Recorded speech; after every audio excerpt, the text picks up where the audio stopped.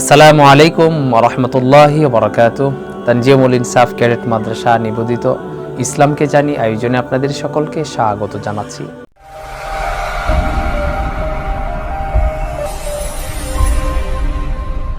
আজকে ইনশাআল্লাহ আমরা আলোচনা করব শবে বরাত সম্পর্কে। শবে বরাত একেবারেই এটি এমন যে আমাদের দেশে যেভাবে শবে বরাত পরিচালিত হয় বা যেভাবে উদযাপিত হয়, পৃথিবীর অন্যান্য দেশে এইভাবে খুব কম জায়গার মধ্যে উদযাপিত হয়। আমাদের বিষয়টি হচ্ছে যে ফরজকে ফরজের স্থানে রাখি না, সুন্নতকে সুন্নতের স্থানে রাখি না, যার ফলে দেখা যায় কখনো কখনো আমরা সুন্নত নিয়ে আমরা এত বেশি বাড়াবাড়ি করি যে ফরজই আমরা ছেড়ে দিই। আবার কখনো কখনো দেখা যায় ফরজ ছুটে যাচ্ছে, আমাদের কোনো খবর নেই, অথচ সুন্নত নিয়ে আমাদের দৌড়াদৌড়ি আছে। এই হচ্ছে আমাদের বাস্তবতা। তো শবে বরাত সেটি ফরজ কোনো বিষয় নয়। আমাদের দেশে যেভাবে উদযাপিত হয়, যেভাবে আমরা পালন করে থাকি, কোরআন সুন্নাহর দৃষ্টিকোণ থেকে আসলে শবে বরাত সেটি কেমন, অনেকে আছেন এই আয়াতের ব্যাখ্যা করে থাকেন শবে বরাত সম্পর্কে। ইন্না আনজালনাহু ফি লাইলাতিন মুবারাকাহ, এখানে ফি লাইলাতিন মুবারাকা বরকতপূর্ণ রজনী বলতে অনেকেই ব্যাখ্যা করে থাকেন যে শবে বরাত। আবার কেউ কেউ আছেন যে ইন্না আনজালনাহু ফি লাইলাতিল কদর, এই আয়াতের ব্যাখ্যাও শবে কদরের এই ব্যাখ্যাও অনেকেই শবে বরাতের মধ্যে করে থাকেন। তো শবে বরাত ফজিলতপূর্ণ অবশ্যই, কিন্তু শবে কদরের মর্যাদার সমমান কখনোই নয়। 12টি মাসের মধ্যে একটি মাসকে আল্লাহ তাআলা শ্রেষ্ঠত্ব দিয়েছেন। শাহরু রমাদান আল্লাযী উনজিলা ফীহিল কুরআন হুদাল লিন-নাসি ওয়া বায়িনাতিন মিনাল হুদা ওয়াল ফুরকান, যেহেতু রমজান মাসে আল্লাহ তাআলা কোরআনকে নাজিল করেছেন, সেই জন্য রমজান মাস হচ্ছে আল্লাহ তাআলার কাছে অত্যন্ত দামি। আল্লাহ তাআলা আমাদেরকে একটি দামি মাস উপহার দিয়েছেন, যে মাসের ফজিলত এতটা বেশি, যা করা হয় 70 গুণ অধিক পরিমাণে সওয়াব পাওয়া যায়। এবং এই শবে বরাত হচ্ছে এই মাসের মধ্যে, এই শাবান মাসের মধ্যে ফজিলতের দিক বিবেচনায় সবচেয়ে ফজিলতপূর্ণ হচ্ছে শবে বরাত। শবে বরাতকে নিয়ে আমাদের দেশে যেভাবে উদযাপন করা হয়, অনেকে আছে খুব সাজুগুজু করা হয় এই রাত্রকে, বিভিন্ন জায়গার মধ্যে আগরবাতি, বিভিন্ন বাতি দেওয়া হয়, মোমবাতি, বিভিন্ন জায়গার মধ্যে এটাকে ইস্যু করে, শবে বরাতকে ইস্যু করে অনেক জায়গার মধ্যে অনেক ধরনের অনেক কিছু হয়ে থাকে, যা সবই ইসলাম সম্মত নয়। অনেকগুলো বিষয় রয়েছে সেখানে বিদআত। তো আমরা ভালো করার জন্য করব, কিন্তু ভালো করতে গিয়ে, একজনের উপকার করতে গিয়ে যেমন ক্ষতিটা করা যায় না, আমরা আমলের জন্য কাজগুলো করি। তো সেখানে আমল করার জন্য, ভালো কাজ করার জন্য করতে গিয়ে যদি আমরা গুনাহে লিপ্ত হই, তাহলে তো সেটা হয়নি। এজন্য শবে বরাত এই মাসে রাসূলুল্লাহ সাল্লাল্লাহু আলাইহি ওয়াসাল্লাম যে কাজগুলো বেশি বেশি করেছেন, আমরা সেই কাজগুলো বেশি বেশি করতে পারি। যেমন রাসূলুল্লাহ সাল্লাল্লাহু আলাইহি সাল্লাম বেশি বেশি রোজা রেখেছেন এই মাসে, আমরা বেশি বেশি রোজা রাখতে পারি। নফল রোজা যে কোনো দিনই হতে পারে, যাতে করে রমজানের একটি রোজাও সেখানে নষ্ট না হয়, ছুটে না যায়, বা রোজা রেখে আমরা যেন অভ্যাসে পরিণত করতে পারি। দ্বিতীয়ত আরেকটি কাজ বেশি বেশি করতেন, অন্যান্য রমজানের প্রস্তুতি এখন থেকে শুরু করতেন। রমজানের পূর্ব প্রস্তুতি আমরা এখন থেকে শুরু করতে পারি। আরেকটি কাজ সেটি হচ্ছে যে কোরআন তিলাওয়াতে আমাদের অনেকেরই গরজ রয়েছে, ভুল রয়েছে। আমরা এখন থেকে কোরআন তিলাওয়াত করে, যিনি পারেন তার কাছে শুনিয়ে, বা একজন উস্তাদকে কেন্দ্র করে তাকে শুনিয়ে, তার কাছ থেকে শিখে আমাদের কোরআন তিলাওয়াতে যে ভুলগুলো আছে সেগুলোকে শুদ্ধ করতে পারি। কারণ হচ্ছে যেহেতু রমজান মাসে যেহেতু আমি কোরআন খতম করব, সেই জন্য পূর্ব প্রস্তুতি আমি এখন থেকেই শুরু করতে পারি। এভাবে অন্যান্য যে প্রস্তুতিগুলো রয়েছে, রমজান মাস যেন খুব বেশি রিজিকের তাগিদে যেন বেশি দৌড়াদৌড়ি না করতে হয়। মাহে রমজান মাস যেন ইবাদতের মাস, ইবাদত করে কাটাইতে পারি, সেই জন্য কিছু খাবার সংগ্রহ করা যেতে পারে। অন্যান্য যে সমস্ত অধিক প্রয়োজনীয় জিনিস, আসবাবপত্র, সেগুলোকে সংগ্রহ করা যেতে পারে। শবে বরাতকে কেন্দ্র করে কয়েকটি বিষয়। একটি হচ্ছে যে শবে বরাত এমনভাবে পালন করা হয় আমাদের দেশে, সেটা বেদাতের পর্যায়ে চলে যায়। তো সেই দিক আমাদের খেয়াল রাখা দরকার যে আসলে কি আমি সওয়াবের কাজ করতে গিয়ে কি আমি বিদআত করছি কি না, সেটা আমার খেয়াল রাখা দরকার। দ্বিতীয়ত, আমরা যেভাবে মনে করি যে শবে বরাতের এত রাকাত নামাজ রয়েছে, আমাকে ওই আমলটা ওইভাবেই করতে হবে, এই যে আমরা অনেকগুলো বিষয় নিয়ে বাড়াবাড়ি করি, তো এমন অনেকেই দেখা যায়, এমনও পাওয়া যায় মানুষ যারা শবে বরাতের নামাজ পড়ার জন্য কাজ করে, নামাজ পড়ার জন্য আগ্রহ প্রকাশ করে, কিন্তু ওই দিনের ঈশার নামাজই পড়ে না, এমনও মানুষ পাওয়া যায়। যেমন জানাজার নামাজ পড়ার জন্য ওই দূর থেকে চলে আসে একজন, কিন্তু ফরজ নামাজ যে মধ্যখানে 2-3 ওয়াক্ত ছুটে গেছে, সেটা কোনো খবর নেই। ফরজ ছুটে গেলেও খবর নেই, কিন্তু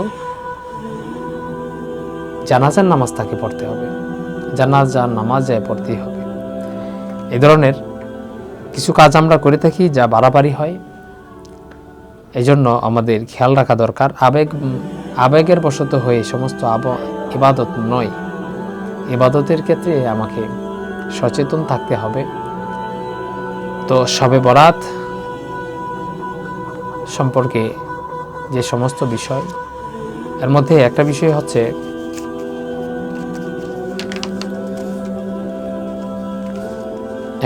হচ্ছে আমাদের দেশে যেভাবে শবে বরাত পালিত হয়, আমাদের দেশে পৃথিবীর এমন দেশ কমে আছে যেখানে আমাদের দেশের মতন শবে বরাতকে পালন করা হয়।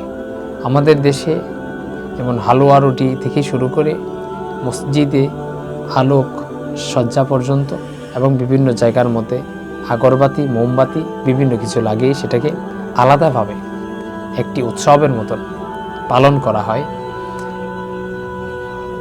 অতঃপর আরও অনেক ধরনের শবে বরাতকে কেন্দ্র করে বিভিন্ন জায়গার মধ্যে বিভিন্ন ধরনের বিভিন্ন কার্যক্রম করা হয়। তো সেই জন্য আমাদের খেয়াল রাখা দরকার যে আসলে শবে বরাতকে কেন্দ্র করে আমি যে কাজগুলো করছি আসলে ইসলাম কতটা সম্মত। সেই জন্য দ্বিতীয়ত, সেটা আরবি ভাষার কোনো শব্দ নয়। শবে বরাত এই শব্দ কোরআনে কোথাও নেই, এটি আসছে ফার্সি ভাষা থেকে। ফার্সি ভাষার শব্দ এটি একটি ফার্সি ভাষার শব্দ যার অর্থ হচ্ছে রাত, আর বরাত শব্দের অর্থ হচ্ছে রজনী, ভাগ্যবান রজনী, যার অর্থ হচ্ছে যে ভাগ্যবান রজনী। তো এটা মৌলিকভাবে যদি আমরা চিন্তা করি ভাগ্য রজনী, সেটা ইসলামে যদি চিন্তা করি তাহলে শবে কদরের রজনী হচ্ছে ভাগ্যবান রজনী, যে রাতে আল্লাহ তাআলা নির্ধারণ করেন আগামী 1 বছর পর্যন্ত সেই আমরা কতটুকু পান করব, কি কি খাবো, কি কি পাবো, আমরা আমাদের দুনিয়ার জীবনে আর কি কি রিজিক আমরা পাবো, এগুলো আল্লাহ তাআলা নিজে বরাদ্দ করেন। তো ওইটা হচ্ছে ভাগ্যবান রজনী। আর একটা কারণ হচ্ছে কোরআন নাজিল হওয়ার কারণে, এমন আরও একাধিক কারণ রয়েছে ভাগ্য রজনী হওয়ার কারণে। সেটি হচ্ছে শবে কদর, কিন্তু অনেকেই ব্যাখ্যায় বলে থাকেন এটা শবে বরাত। ওই আয়াতের ভুল ব্যাখ্যা এখানে করা হয়।